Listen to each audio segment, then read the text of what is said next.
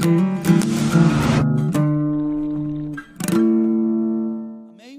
Quantos estão desejosos de um impacto na sua vida nessa noite? Dizendo: Senhor, eu preciso de algo, eu preciso de algo, eu preciso de algo.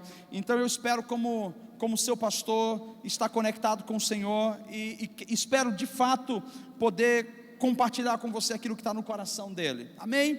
Glória a Deus. Então a nossa série é os efeitos de uma vida excepcional. E nós já falamos sobre o que é ser excepcional. É alguém que vive além da média, uma pessoa que não vive uma vida comum, uma vida de todo dia, uma vida de feijão com arroz. Não que não seja correto viver uma vida simples, não é isso, mas eu estou dizendo, estamos falando de pessoas que compreendem quem elas são em Deus e que desejam se destacar. E uma vida excepcional é uma vida que marca história, que deixa legado, que constrói algo em nome de Jesus, para glorificar o reino de Deus. Uma vida excepcional é uma vida que compreende que aquilo que ela faz interfere na vida de outras pessoas. Hoje de manhã falamos um pouco sobre José, as características da vida daquele homem, mas hoje à noite eu tenho um outro personagem, embora não vou citar muito ele, mas é uma pessoa que eu quero usar, que é Daniel. E esse jovem Daniel, ele tem de fato muita coisa a nos ensinar. De manhã eu foquei na inteligência, um pouco de sabedoria, mas hoje à noite eu quero focar com você acerca da sabedoria. E o que a sabedoria pode fazer com você, e como a sabedoria pode te conduzir, e como a sabedoria pode abrir portas para você. E eu digo, provavelmente alguns de vocês que chegaram aqui dizendo: Senhor, nós estamos numa situação e precisamos da tua intervenção. Precisamos que o Senhor faça algo nas nossas vidas, precisamos que o Senhor revele algo, precisamos que o Senhor intervenha trazendo um socorro. E eu digo, alguns têm uma lista de oração enorme, você tem uma lista profunda, e na sua lista, provavelmente, se você recebesse um cheque, daquele cheque super gordo, resolveria 70% a 80% da sua lista de oração. Porque a maioria das coisas que nós colocamos diante de Deus em oração são situações que nós precisamos resolvidas, que envolvem dinheiro, que envolvem recurso. Só que às vezes, como cristãos, nós não gostamos de falar sobre esse tema, porque a gente acha que está sendo ganancioso, ou a gente acha que Deus não se preocupa tanto com isso. E o que eu quero dizer para você é que tem coisas na sua vida que você não está precisando de milagre, você está precisando de dinheiro. Vou repetir, tem coisas na sua vida que não tem a ver com o milagre, tem a ver com o dinheiro. Milagres é para tumores, é para um paralítico levantar e andar. Milagres é quando um morto está deitado ali, ele precisa levantar e sair andando. Então a gente fala: levanta em nome de Jesus, e ele ressuscita.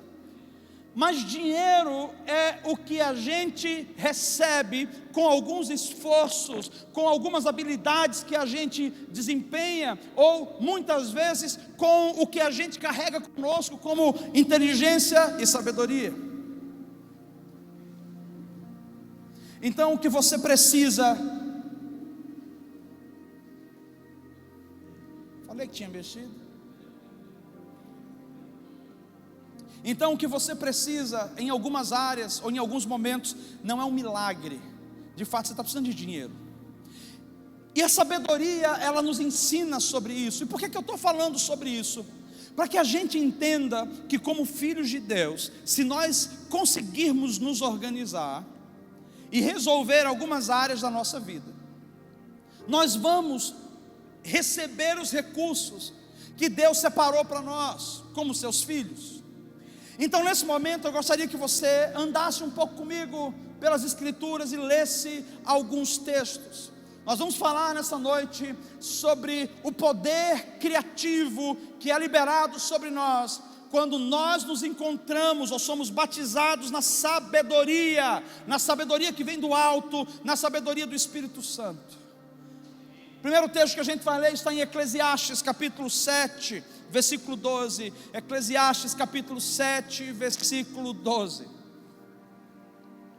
Se você ficar chocado comigo nessa noite, saiba que o que eu estou falando com você é como um pai, para te ajudar, para te orientar em algumas coisas, para que você alcance o que Deus tem para você. A nova versão internacional é a que eu vou ler e diz assim: Porque a sabedoria serve de defesa. Como de defesa serve o dinheiro? Mas a excelência do conhecimento é que a sabedoria dá vida ao seu possuidor. Vou ler de novo. Porque a sabedoria serve de defesa. E como de defesa serve o dinheiro? Mas a excelência do conhecimento é que a sabedoria dá vida ao seu possuidor. O sábio, escrevendo em Eclesiastes, ele começa como se mexendo no guarda-roupa de alguém, e ele começa a agitar alguns assuntos e trazendo para fora esses assuntos, e ele fala sobre um tema defesa. Tema defesa, quando ele fala sobre isso, ele está falando sobre proteção, está falando sobre precaução, ele está falando sobre uma maneira de você se tornar seguro e estar seguro. Seguro de quê? Seguro contra quê? Protegido de quê? Protegido de quem? Protegido das adversidades da vida, protegido dos problemas da vida, protegido das adversidades repentinas que acontecem da noite para o dia. Então o sábio, ele está mexendo um pouco, instigando a capacidade de fé, mas também a capacidade de raciocínio, de inteligência e de sabedoria. E ele está dizendo, nós precisamos entender que a sabedoria, ela serve para nós de defesa. Ela nos protege do dia mau, ela nos protege do homem mau, ela nos protege da calamidade. O mesmo sábio nos revela em Provérbios, dizendo o seguinte, que a formiga, ela entende o processo de trabalhar na estação do verão, e ela acumula para que no inverno ela tenha o suficiente para se proteger. Então a Bíblia é repleta de sabedorias que gera segurança, para que a gente não se exponha em alguns momentos e fique indefeso. Porque muitas vezes nós somos atacados por situações que nos acometem repentinamente, e a gente não sabe como resolver, porque não temos defesa. E é interessante entender que sim, o nosso dinheiro na nossa mão é santificado, os nossos recursos nas nossas mãos são recursos santificados, porém nós não podemos ser espiritual ao nível de ser religioso, onde a gente fala, não, Deus vai prover tudo, Deus vai organizar tudo. Não é que Deus não queira prover tudo, mas Ele diz para nós que Ele nos deu inteligência e nos deu sabedoria para que a gente se organize. É muito ruim quando a gente fala que Deus vai prover, que Deus vai agir, que Deus vai realizar, mas a gente não entende que existe o nosso papel e o nosso lado de levantar algumas defesas, de levantar algumas reservas, de nos organizar para determinadas fases da vida. É cansativo olhar muitas vezes pessoas que estão na igreja vivendo, elas vivem para Deus, mas elas não vivem o que Deus está ensinando, elas só estão ali, largadas ali, todos os dias pedindo algo, e Deus dizendo, eu já te dei, eu já te dei, eu já te dei, mas Senhor, não chegou na minha mão, mas eu já te dei, eu já te dei. Então as pessoas, elas espiritualizam de uma maneira religiosa, e elas não entendem como viver essa espiritualidade de maneira prática. E o Senhor está nos revelando hoje à noite, que existe uma forma prática de viver as revelações, as ideias e a criatividade que vem dos céus sobre a nossa vida. Volto a repetir, provavelmente um cheque gordo hoje resolveria 70% da sua lista de oração. Eu não sei, um cheque seria o quê? 10 mil, outro 5 mil, outro 1.500, outro 100 mil, 200 mil, eu não sei quanto você precisaria. Eu só sei que todo recurso que você precisa para ficar bem está dentro de você ou ao seu alcance. Por dois motivos: porque o nosso Deus é o dono do ouro e da prata, e segundo, porque o nosso Deus é misericordioso. O ouro e da prata, ele não tem limitações. E mesmo quando a gente erra e não levanta algumas defesas, Ele é misericordioso para reverter aquilo que o diabo veio e bagunçou. O nosso Deus é Deus de ordem, é Deus de organização, é Deus de novos começos. Nosso Deus é Deus de vida, é Deus que gera esperança. Mas o texto também fala que o dinheiro serve de defesa. Como assim o dinheiro serve de defesa, pastor? Porque não adianta nada você ficar na igreja dizendo: Deus é minha porção, Deus é minha herança, Deus é minha porção. Canta isso todo domingo, mas você não se organiza e sequer tem dinheiro para pagar no dia do seu funeral. Vai deixar dívida para os filhos. Os filhos, ao invés de herdar uma herança positiva, vai herdar uma herança negativa. Isso vai herdar dívida. E o Senhor está dizendo: chegou a hora de se organizar. Porque o mover do Espírito não é apenas um boom onde todo mundo fala em línguas. O mover do Espírito é quando nós nos alinhamos para sermos usados por Ele para abençoar outras vidas. Eu quero declarar hoje para você, você que vai fazer um compromisso com Deus, vai hoje firmar a sua aliança com o Senhor. Você que hoje não consegue abençoar pessoas financeiramente, você se tornará um investidor na vida de muitas pessoas e de muitos projetos. Porque o Senhor está dizendo: a minha misericórdia está aqui diante de você para liberar sabedoria e para liberar inteligência. Então, se a palavra nos expressa que a sabedoria, ela nos serve de defesa, e o dinheiro também nos serve de defesa, nós precisamos saber como usar isso, como mexer com isso, e como Deus pode ativar em nós a criatividade para recursos. Criatividade para recursos. O outro texto, se você abrir comigo, Eclesiastes também, capítulo 2, versículo 26. Eclesiastes capítulo 2, versículo 26.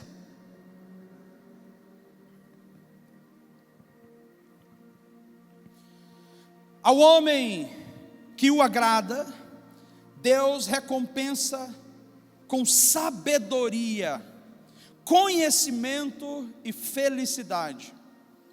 Quanto ao pecador, Deus o encarrega de ajuntar e armazenar riquezas para entregá-las a quem o agrada. Isso também, aí ele fala, é inútil, é correr atrás do vento, porque ele está falando sobre a parte do versículo anterior. Mas esse outro texto, ele nos traz uma outra revelação. Ele fala que os recursos que Deus tem para você já foi liberado, e que esses recursos estão inclusive na mão daqueles que não servem a Deus. Porque em alguns momentos, pessoas que não servem a Deus, que blasfemam contra o Senhor, a Bíblia diz que uma maneira deles pagarem pelo que estão fazendo é eles trabalharem para entregar o dinheiro na mão do justo. Justo é aquele que ama o Senhor, que foi justificado pela obra da cruz, e que segue ao Senhor, e que serve ao Senhor, e que vive com Deus.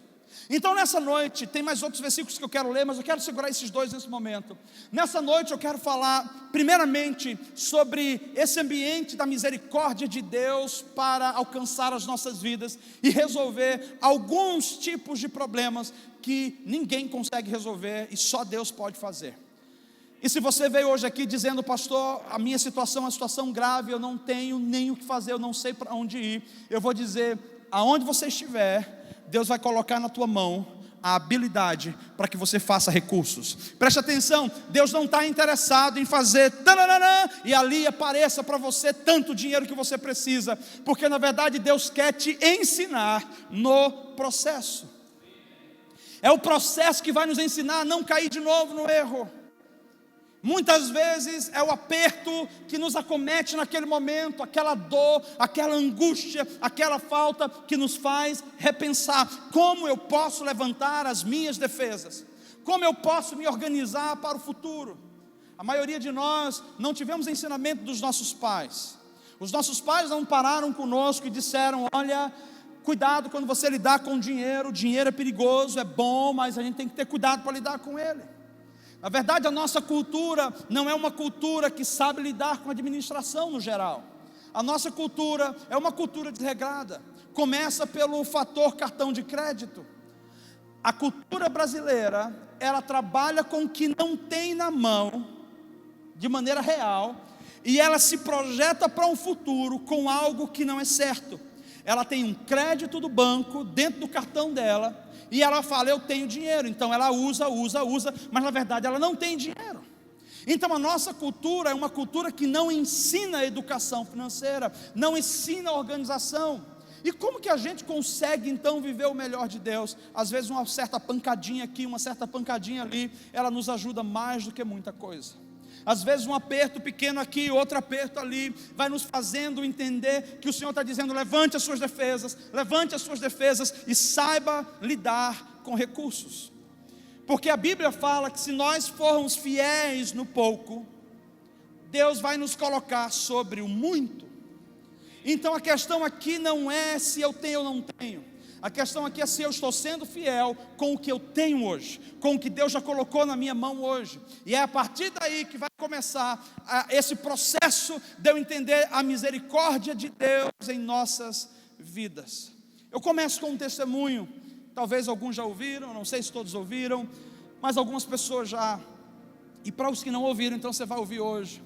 Nesse testemunho, eu estava com a Anne, nós éramos missionários, estávamos no meio da floresta amazônica, e nós chegamos no momento onde parou de vir o recurso para nós, e a gente não estava conseguindo pagar as nossas contas todas. E chegou um dia que eu estava em casa com ela e falei assim: Anne, Deus falou para nós que nós podíamos confiar nele, e confiando nele, ele vai prover as nossas necessidades. No entanto, eu quero entender de onde esses recursos vão vir. E aí a gente orou um pouco ali, pediu para que Deus mostrasse para nós. Eu tinha algumas coisas para pagar, estava pago até ali, mas a questão toda é: eu não tinha dinheiro para o mês seguinte. Então, estava dentro do quarto com ela assistindo TV, e naquele final do dia passa uma propaganda daquela época, talvez a maioria aqui não saiba, Disque Biju. Eu olhei aquele negócio, fiquei olhando o Disque Biju, e parei na frente da televisão, parecia que estava falando comigo, porque a mulher começa a apresentar, do SBT, né? Ela começa a apresentar assim: você está com problemas financeiros? Pois eu tenho a solução para você. E eu, cara, é para mim isso. Essa mulher está falando comigo. Eu tenho a solução, os seus problemas acabaram, não é Tabajara, mas os seus problemas acabaram. E ela falou: eu trago para você uma novidade incrível. Aí ela mostra um kit, uma caixinha, e abre aquela caixa e tira um monte de coisa legal, e aparecem as fotos. Hoje mesmo você pode ser o seu próprio empregador. Você vai você vai aprender com as melhores técnicas, e você vai vender em todo lugar, e você vai ficar rico. Eu falei assim: rapaz, o que é isso aí? Naquele tempo, o valor daquilo ali era R$499, uma caixinha de papelão, com algumas coisas dentro. Eu entendi: Anne, resta para nós, que era R$600. Ela falou: você está louco? Você está louco? Eu falei: não estou louco. Eu me senti impelido a fazer recursos acontecerem. Ela: meu amor, mas diz que biju é bijuteria, você nunca fez bijuteria, é loucura, não faz isso, guarda esse dinheiro, porque pelo menos no mês que vem a gente vai ter essa última reserva. Eu falei assim: confia em mim, eu vou fazer isso. E pedi, chegou em 8 dias, 9 dias depois, chegou na minha casa, e eu falei: meu Deus, chegou a solução dos meus problemas. Aí abri a caixinha do Disque Biju, coloquei em cima da cama, era uma fita de videocassete ainda, tá? Tirei a fita assim, e eu falei: vamos lá. Aí coloquei a fita no videocassete, e aí começou a vir a decepção, porque a minha cabeça começou: meu Deus, perdi R$499. É igual aquela Tech Picture, como é que é? Tech Pixel, né? Tech Pix. Rapaz, aquilo é muito legal quando você vê na TV, mas o meu sogro comprou aquilo uma vez, e chegou na casa dele, eu fiquei olhando e digo: que raios é isso? Um negócio que parece de plástico, um brinquedo, não filma como na TV. Então, nem tudo que aparece na TV é o que é. Nem tudo que as pessoas apresentam é de fato como é. A grande questão é que eu já estava com o Disque Biju na minha mão, um kit revolucionário. E aí eu botei o videocassete ali para ver o que é que tinha de novidade. Essas eram todas antiquadas. Eram aquelas peças antigas, aquelas peças muito grandes, feias. E eu falei assim: Anne do céu, deixa esse kit com você, nada a ver, foi com teu irmão. Com teu irmão, né? Nunca, não deve ter feito, não. Se tivesse feito, estava rico até hoje. Então, mas ele enriqueceu? Então não usou. E aí eu peguei aquele kit lá e eu falei assim: quer saber, Anne, eu vou aprender como se faz. E eu comecei a estudar, Passei ali 3 dias com a cara no videocassete. Aprendi as técnicas de como fazer colar, como fazer pulseira, como soldar, como fazer tudo. Agora eu falei para ela, o resto do dinheiro que sobrou, eu vou no centro da cidade, naqueles armarinhos, e vou comprar novas peças. Ela, meu amor, você já gastou dinheiro com isso, já tem peça, essas peças são feias, vou comprar novas peças. E fui lá com o meu jeito stylish de ser, e comprei um monte de coisa que eu achava que era moderno. Comprei muito. Chego em casa, eu começo a montar. Montei vários colares conjuntos. E ela falou, como é que vamos vender? Ali uma das nossas revendedoras, fique de pé, cunhada. Cunhada, você se tornou uma revendedora. Oi? Pode sentar. Obrigado pela confirmação. Fizemos, e a minha esposa começou a usar. E eu vou dizer para você, a melhor propaganda não é aquela que você vê na TV, é aquela que você acredita. Se você acredita no seu negócio, e você dá valor para o que você tem, eu garanto a você numa coisa, as pessoas vão também dar valor para o que você está dando valor. Porque as pessoas nos seguem, porque nós aprendemos por associação.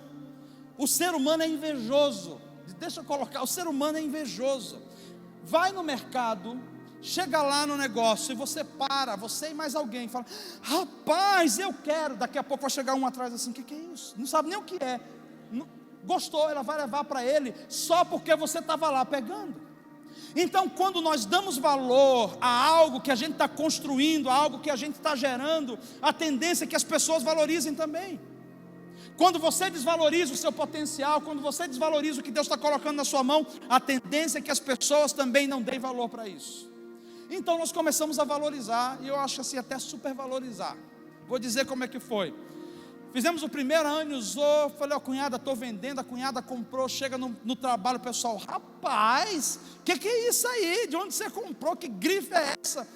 Faz mais outra, a cunhada pega e leva. Eu quero um desse. Não, eu vou pedir lá, minha irmã que tem uma mini fábrica. Já começamos a fazer.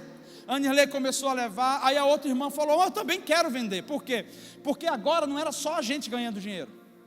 Elas de alguma maneira tiravam algum dinheiro, porque elas revendiam pelo preço dela, passava por um valor. E daqui a pouco a Nirley levou no shopping. E no shopping, um dia eu estava passando para ver como é que estava. E paro na frente, está lá aquele manequim com uma peça nossa, diga-se de passagem, que eu tinha feito ali no meu quarto, em cima da cama. Eu olho para aquela peça e o preço estava R$120. Eu falei, me assaltaram, porque eu vendi por 33. Vendi por 33 para a cunhada deve ter vendido por uns 45 para eles, e eles venderam por 120.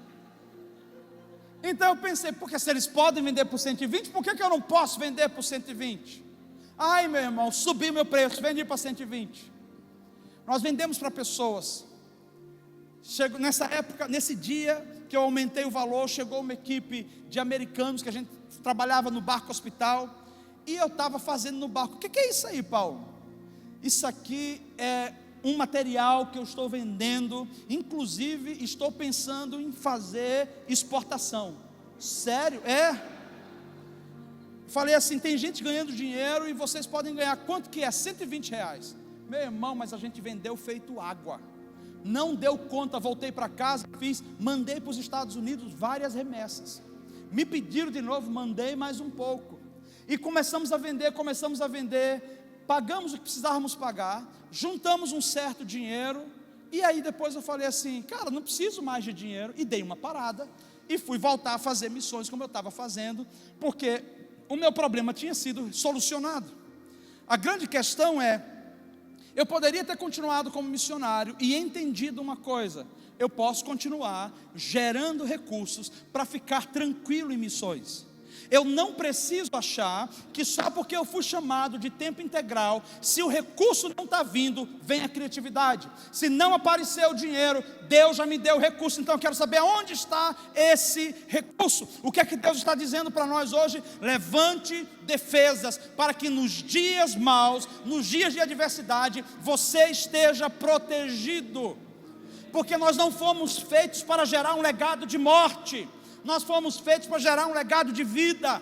E as pessoas que estão conosco ao nosso redor podem se tornar abençoadas por aquilo que Deus faz em nós. Você já imaginou se eu tivesse continuado com aquilo? A Nirley hoje ela estava com um carro zero. Eu já tinha uma frota de carro, de tanto que a gente vendeu. Onde nasceu isso? Isso nasceu num momento de criatividade. O Disque Biju, ele foi apenas um instrumento, uma ferramenta. Mas a habilidade, o desejo de fazer algo foi muito maior. Muito maior quando eu falei assim: eu posso usar o que eu tenho na mão para transformar algo, para suprir a minha própria necessidade. Daqui a pouco você vai começar a entender um pouquinho mais, mas eu quero me aprofundar com você, e eu quero ajudar você a compreender.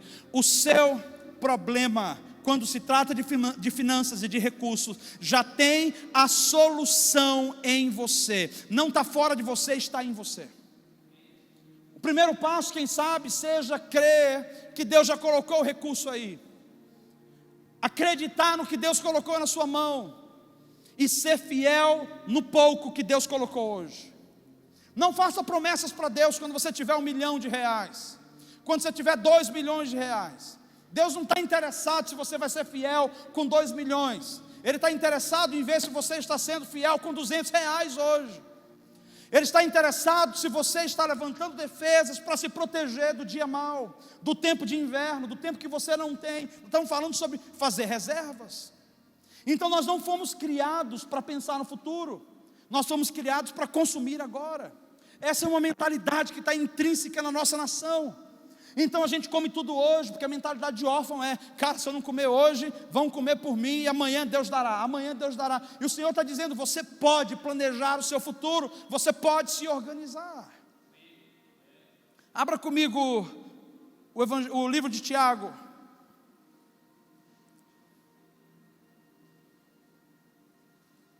Verdade, a carta que Tiago escreve.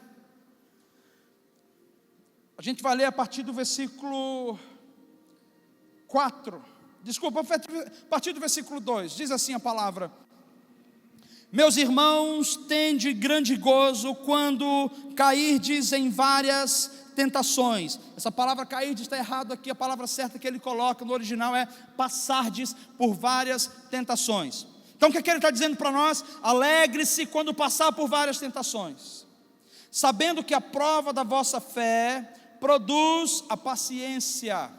O objetivo de Deus é ensinar para nós que a nossa provisão está nele, é saber esperar nele, é saber aguardar nele. Versículo 4: tenha, porém, a paciência, a sua obra perfeita, para que sejais perfeitos e completos, sem faltar em coisa alguma. Quando ele fala assim, você deve ser completo quando você está cheio desse trabalhar de Deus, e você encontrou o equilíbrio, a paciência, você não vai ter falta de coisa alguma, nem no seu casamento, nem na sua conta bancária, nem no seu coração, nem na sua família, nem nos seus relacionamentos. Quando você encara o processo de Deus na sua vida, e você aceita aquilo para se consertar e se resolver, a Bíblia está dizendo aqui: você não terá falta em coisa alguma. Você pode dar um aleluia, glória a Deus. Versículo 5: e se alguém de vós tem falta de sabedoria, peça a quem? Ao Google? Não, a Deus, que a todos dá livremente, e não lança em roxo, isso é, não cobra de você depois. Peça e ser-lhe-á dado. Versículo 6: peça, porém, com fé, não duvidando, porque quem duvida é semelhante à onda do mar, que é levada pelo vento e lançada de uma parte para outra. Não pense tal homem que receberá do Senhor coisa alguma. Homem de coração dobre é inconstante em todos os seus caminhos, mas glorie-se o irmão abatido na sua exaltação. Vamos parar por aí. Diz a palavra do Senhor que o que muda a vida e a realidade do ser humano é ele receber a sabedoria do alto. A Bíblia fala em Provérbios que o temor do Senhor é o princípio da sabedoria. Para você e eu vivermos em sabedoria, nós precisamos aprender a temer ao Senhor. E temer ao Senhor significa não apenas prestar reverência e servi-lo, mas saber que Ele é aquele que nos guarda, Ele é aquele que nos protege, Ele é aquele que tem o mapa das nossas vidas. A sabedoria, na verdade, é o que você está precisando hoje para sair desse buraco. Às vezes o seu problema não é financeiro, mas é emocional. É a mesma regra, sabedoria. Às vezes o seu problema não é emocional, mas é espiritual. É a mesma regra, sabedoria. E qual o objetivo final dessa sabedoria trabalhada no nosso coração? Nos tornarmos exemplos, nos tornarmos experimentados, excelentes numa área para ajudar pessoas. Todo o evangelho tem a ver com servir pessoas, todo o evangelho tem a ver com abençoar pessoas. Então o Senhor está dizendo para nós, a obra da sabedoria é trabalhada no processo, quando vem muitas tentações, quando vem muitas tribulações, quando vem muitas adversidades, então a gente vai aprendendo a passar, a resistir, a abraçar o processo, e o Senhor começa a gerar em nós sabedoria. Sabedoria é inerente da estrada, da caminhada. Quanto mais tempo de vida você vive, mais você conhece. No entanto, sabedoria não tem a ver com quantos anos você tem, porque tem pessoas com 50, com 60, com 70, 80 anos, que de sabedoria não tem nada. Sabedoria não é o quanto nós sabemos, sabedoria é o quanto nós praticamos. Eu posso ler a Bíblia de trás para frente, de frente para trás o dia todo. Sabedoria não é o quanto eu coloco para dentro, sabedoria é o quanto eu coloco para fora daquilo que entrou um dia. O Senhor está dizendo para nós, está na hora de você colocar para fora o que já está dentro de você. Está na hora de você começar a deixar a própria palavra organizar o seu coração. E aí eu quero traçar alguns pontos práticos para que você compreenda. Abrace o processo. Abrace o processo. O que seria abraçar o processo? Abraçar o processo é ter certeza de que aquele que começou a boa obra é fiel para completar. Abraçar o processo significa, o Senhor não permite sobre a minha vida peso maior do que aquilo que eu possa suportar. Você pode estar sentindo que está muito pesado, mas eu digo, Deus não permitiria que você morresse com esse peso. Então, se está aí, é porque Ele sabe que você tem condições de caminhar nisso, de carregar isso, de suportar isso. Algumas pessoas que têm chamados maiores, mais longe, mais profundos, elas passam por vales e desertos ainda maiores. Nesse momento alguns dizem assim, Senhor, então não quero mais esse chamado tão grande, não, quero um negócio menor, porque eu estou meio cansado de desertos. Mas quanto maior o seu chamado, maior vai ser o seu deserto, maior vai ser o tratamento. No entanto, deserto não é lugar de desgraça, deserto é lugar de experimentar Deus, deserto é lugar de ver o milagre de Deus. Então, queridos, não podemos reclamar, mas temos que abraçar o processo. E eu abraço o processo dizendo, Senhor, eis-me aqui, Rinene, trabalha em mim. Às vezes o trabalhar do processo significa que eu serei exposto em algumas áreas. A única maneira de Deus tratar algumas coisas que a gente não permitiu que Ele tratasse ao longo dos anos, é Ele trazendo para fora, expondo diante de alguém, diante de um ou de outro. Eu não digo que Deus quer trazer você aqui na frente e dizer, olha o pecado que você tem, olha a debilidade que você tem, mas Ele vai compartilhar a sua debilidade com outra pessoa, para que a outra pessoa que de repente tenha mais condições te ajude. Abraçar o processo é estar aberto a ser tratado, é ouvir conselho, é deixar com que o Senhor fale, te oriente, é deixar ser ensinado. Pessoas que não se abrem a ser ensinadas, elas vão cair de novo, elas vão passar de novo pelo mesmo problema, porque o que te livra do problema é você dizer, passei por aquilo, entendi e não quero mais aquele negócio. Então temos que ter cuidado como recorrentemente os ciclos se reproduzem e eles se repetem em nós. Isso aí cada um de vocês, assim como eu, precisa observar.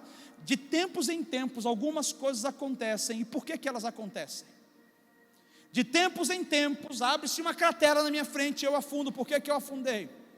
Significa que eu estou caminhando sem sabedoria, não aprendi a lição da primeira vez, o Senhor teve que me deixar passar de novo. O objetivo sempre é, resolva-se, deixa o Senhor te tratar.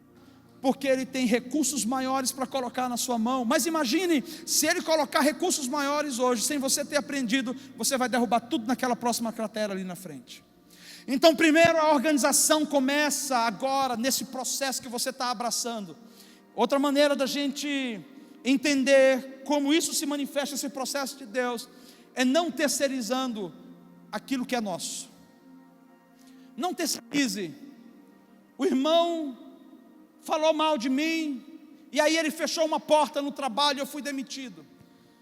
A culpa não é do irmão, porque Deus é justo, e em Deus não existe injustiça. Então não culpa o irmão, tenta avaliar se você realmente correspondeu com o que você deveria corresponder naquela vaga. Um outro problema que nós temos é a nossa mentalidade órfã na nossa nação, como igreja, e eu quero bater um pouquinho mais nesse ponto, porque eu creio que nós não fomos chamados para isso. Nós somos filhos e somos livres, e nós podemos ser excelentes em tudo que a gente vive em nome de Jesus. Mas a maioria de nós, quando tem um emprego, quando tem um trabalho, a gente acha que é obrigação do empregador ter que aceitar tudo que a gente faz do jeito que a gente faz. Espera aí, empregador não tem que aceitar o meu descompromisso com o horário. O meu empregador não tem que aceitar o meu relaxamento quando ele me coloca meta. Eu estou trabalhando ali, eu tenho meta, cara. Se eu quero trabalhar ali, eu tenho meta, eu tenho coisa a cumprir. Está pesado, mas não é mais pesado do que o que você pode suportar. Deus é contigo. A grande questão é que a gente reclama muito, a gente é muito bebê chorão, a gente fica choramingando demais, porque tal pessoa fez isso, porque estão me cobrando, porque estão me perseguindo, e a gente esquece que a cobrança, e que muitas vezes esse ambiente da pessoa dizer vai, continua, não é ruim, é porque a pessoa vê que você tem condições de ir além. E a única maneira de você melhorar e se desenvolver é você abraçando isso e dizendo: espera aí, cara, eu vou tentar ser melhor, eu vou tentar ser melhor. Então não terceirize a sua responsabilidade. Não é culpa do diabo que você não tem dinheiro hoje, é culpa sua. Não é culpa do diabo que você perdeu tal coisa, não é, a culpa é nossa. Não levantamos defesas. As nossas defesas estavam baixas. Tem um homem chamado T.D. Jakes, num dos seus livros ele fala sobre isso. Ele diz assim: somos uma geração que compra hoje com o dinheiro que a gente deveria guardar para o futuro. E quando chega no futuro, a gente fica falando que o diabo nos atingiu e que o diabo nos roubou, e a gente fica esperando uma eterna restituição. Eu digo para você que Deus é sempre fiel e todo mês Ele manda o que a gente precisa. Eu não acredito que Deus, Ele seria esse Deus de fazer pegadinha conosco. A grande questão é que Ele envia e muitas vezes nós não estamos trabalhando bem o nosso orçamento. Para mim e para você, nós temos que abraçar o processo e dizer: Senhor, me ensina, porque nós sempre vamos ter o que vamos precisar, Deus sempre vai enviar. Então não terceirize, não coloque a culpa no diabo, não coloque a culpa na igreja, não coloque a culpa na sua esposa, não coloque a culpa na sua sogra. Pode ser que às vezes ela tenha responsabilidade, mas não é sempre. Não coloque a culpa na sua sogra, não fale mal dela, porque olha, o diabo usou a minha sogra, olha a situação que eu estou. Não funciona assim. O outro ponto, a palavra está dizendo para nós aqui, nós precisamos ser constantes. Ele diz: quem não tem sabedoria, peça. Quem não tem sabedoria, peça. Peça a quem? Peça a Deus. Então vamos colocar aqui, situação está difícil, o negócio está complicado, e Deus está dizendo: você é o meu filho, eu não quero você exposto, eu não quero você perdido, eu não quero você sendo xingado ou chacoteado. Então vamos fazer o seguinte: pede para mim a planta dos céus de como organizar isso. Tem uma planta para você, tem um projeto para você. Naquela época para mim foi o Disque Biju. Eu não sei se para você vai ser a TechPix, vai ser enfim, tem tantas outras. Naquela época para mim foi aquilo. Mas Deus tem sempre um mapa que Ele nos conduz para encontrar os recursos. E não só isso, às vezes o que você vai construir vai se encaixar perfeitamente naquilo que alguém quer. Nós somos 7 bilhões de habitantes na face da terra. Não é possível que o que Deus colocou na sua mão, pelo menos 10% da sua cidade não consiga ter acesso ao seu produto, aquilo que Deus vai colocar na sua mão. A alma. Ele quer te ajudar a crescer, Ele quer te ajudar a prosperar. Então Ele quer te ajudar a manusear a matéria-prima, antes de apenas desfrutar de algo. É importante que você trabalhe. O trabalho é dignidade. Então você trabalha e você é dignificado por aquilo. Não estou falando do tipo de trabalho, não estou falando vai agora capinar ali, ou vai agora fazer cimento. Eu estou falando, você precisa pedir de Deus e não ser inconstante. Persevera no que Ele colocou na tua mão. Acredita no que Ele colocou na tua mão. Para concluir, eu quero orar já daqui a pouco por criatividade para cada um de nós. Mas para concluir, eu trago a figura desse jovem chamado Daniel. E esse jovem Daniel, ele carregava com ele uma característica que destoava de todos os outros. Daniel era excelente. O que torna alguém excelente? O que torna alguém excelente? Uma pessoa excelente é uma pessoa que se destaca no meio da multidão. Uma pessoa excelente é uma pessoa que não precisa procurar emprego, ela é procurada pelo emprego. Uma pessoa excelente, ela não precisa fazer esforço, as pessoas fazem esforço para ter ela envolvida no negócio delas. Você não precisa ser excelente como um excelente tecnólogo, isso é, eu trabalho com tecnologia, eu sou melhor. Amém, se você sabe fazer isso, mas eu estou falando, não é o nível da excelência, é que você seja excelência na sua área. Aquilo que você faz de melhor vai atrair a atenção das pessoas. O Senhor está dizendo para nós que esse homem, Daniel, mesmo na sua juventude, ele era excelente. Excelente em quê? Em algumas ciências. A ciência linguística. Ele sabia falar idiomas, ele compartilhava o coração dele. Ele era entendido, ele lia de tudo, eu vou repetir, ele lia de tudo. O ponto que destrói a nossa geração é a preguiça. Não lemos, vemos pelo Facebook, e o Facebook é fake news na maioria das vezes. Então você lê o que não deveria ler, ainda lê errado. Quanto mais você lê, mais você adquire cultura e conhecimento. A leitura é extremamente importante para quem quer se tornar excelente. Então Daniel, ele era estudado e ele tinha uma ciência linguística incrível. Tanto que quando ele foi para o Egito, ele já sabia falar. Ele já tinha como se comunicar. Ele já tinha a habilidade de compartilhar. Ciência linguística. Deixa eu só dar um parênteses aqui para você. Quem fala outro idioma aqui? Algumas pessoas, uau, olha aí quantas pessoas falam idiomas aí. Então quem fala espanhol, levanta a mão. Ah, amado, você não deve levantar a mão. Tá, quem não é nativo e fala espanhol, levanta a mão. 2, 3, 4, 5. Inglês, não é nativo, né? 1, 2, 3, 4, 5. 6, 7. Francês, eu sei que minha mãe fala francês, o Daniel também fala francês. Português, complicou, né, pastor? Fala inglês, mas português está meio complicadinho. Oi? Em línguas. Deixa eu falar para você uma coisa. Quem gerou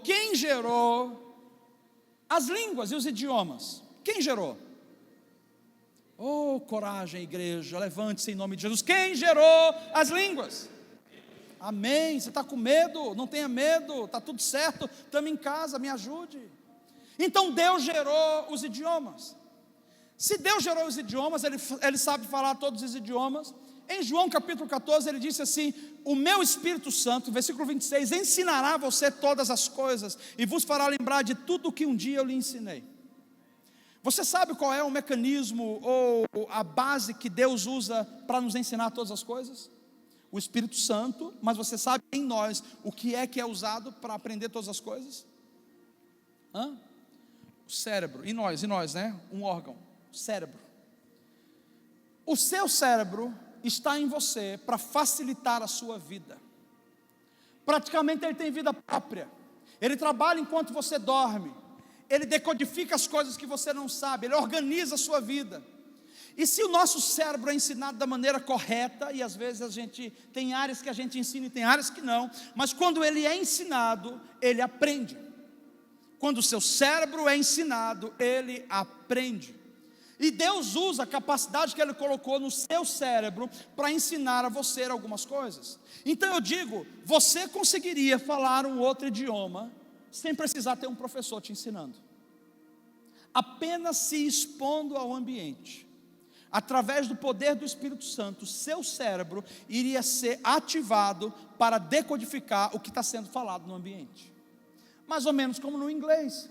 De repente você não fala inglês, mas eu falo. E aí eu vou começar a falar com você. So I start telling you something that you don't understand. And then I say, listen up. Can you see all these lights in here? Aí você vai dizer, misericórdia, fala-me Deus, o pastor está falando em língua, não é inglês. Não estou tão espiritual assim hoje. Veja, o pastor está falando alguma coisa, mas o que ele está falando? O seu cérebro está dentro de você agora, na sua cabeça, dizendo assim, peraí, eu preciso falar para o meu dono o que é que esse cara está falando. Quando ele não entende algo, ele ativa os outros sentidos. Então o primeiro sentido que ele vai ativar é o sentido da audição. Deixa eu ouvir de novo essa palavra. Look, a lot of lights. Probably we have like 20 lights just in here. We're spending too much money just in light. So let me check something. E o seu cérebro está assim, meu Deus, o que está acontecendo? O que é isso? Aí ele vai ativar um outro sistema, que é a visão, um outro sentido. Então eu começo a falar, look, if we already have those, why do we need all that in there? Look, a lot of lights, we don't need, look, we still have lights in here. O seu cérebro já ouviu essa palavra light, que é luz. Então se ele não entendeu pela audição, ele vai fazer uma associação. Aí eu vou apontar lights, ele já entendeu. Você não precisa entender, mas o teu cérebro na hora certa vai revelar para você o que significa light. Assim é com relação ao pecado, assim é com relação ao chamado, e assim é com relação a qualquer coisa que você precise desenvolver na sua vida. A ferramenta não está num curso, a ferramenta não está na faculdade. Na faculdade você aprende intelectualmente, mas o seu cérebro é o responsável de fazer as coisas acontecerem na prática. Deus está dizendo, chegou a hora de você olhar para dentro de si e dizer, todos os recursos que eu preciso já estão dentro de mim. Aleluia. Para caminhar para a conclusão, esse jovem, ele era entendido, ele tinha inteligência, e uma das razões pelo qual ele foi escolhido é porque ele tinha muita inteligência e era excelente. Quando ele chega no palácio do rei, o rei falou, os meus manjares são melhores. E Daniel disse, cara, eu não vou comer os manjares do rei. Eu sempre fui excelente do meu jeito, então não vou me contaminar.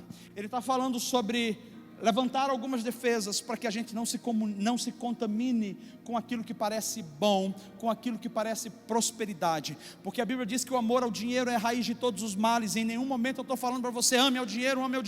Eu estou dizendo, use o dinheiro até você morrer, o último dia da sua vida, desfrute do melhor que você pode, porque o Senhor colocou você nessa terra, amém, não tem problema nenhum, mas não ame o dinheiro.